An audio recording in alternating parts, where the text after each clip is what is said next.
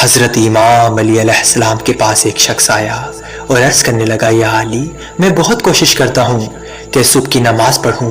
مگر اٹھا نہیں جاتا بس۔ امام علی علیہ السلام نے فرمایا، اے شخص، یاد رکھنا یہ نیند کی وجہ سے نہیں بلکہ تم جو سارا دن گناہ کرتے ہو وہ تمہاری گردن میں توق، ہاتھوں میں ہتھکڑی اور پاؤں میں بیڑیاں باندھ کر تمہیں اٹھنے نہیں دیتا۔ پھر اس شخص نے عرض کیا، یا علی، مجھے رات کو نیند نہیں آتی اور صبح اٹھتے ہی چہرہ سوجا ہوا رہتا ہے، جسم میں درد رہتا ہے۔ جیسے ہی اس شخص نے یہ کہا تو امام علی علیہ السلام نے فرمایا، اے شخص، رات کو سونے سے پہلے پیٹ بھر کے پانی نہ پیا کرو اور نہ ہی آدھی رات میں اٹھ کر پانی پیا کرو، کیونکہ جو انسان دن کے وقت مناسب مقدار میں پانی نہیں پیتے تو یوں ان کے جسم میں پانی کی قلت رہتی ہے اور وہ رات کو پانی پینا چاہتے ہیں، لیکن نیند سے اٹھ کے پانی پی کے سو جانے سے وہ پانی انسان کے جسم اور گردوں پر اثر کرتا ہے اور اس سے نہ ہی انسان کی نیند مکمل ہوتی ہے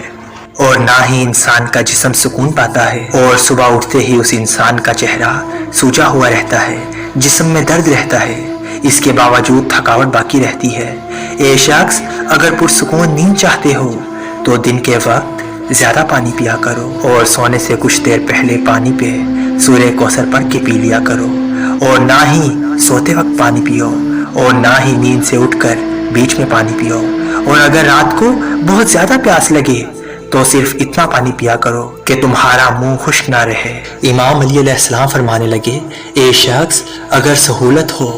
تو دوپہر کے وقت آرام کیا کرو، یہ سنت ہے اور اس سے فجر میں اٹھنے میں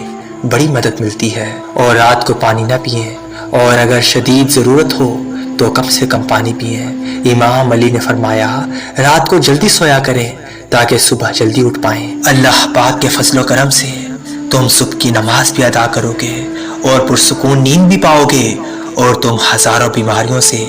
دور رہو گے، اور تمہارا چہرہ بھی پر رونق رہے گا، اور تمہارا چہرہ بھی پر رونق رہے گا، تمہارا چہرہ بھی پر رونق رہے گا۔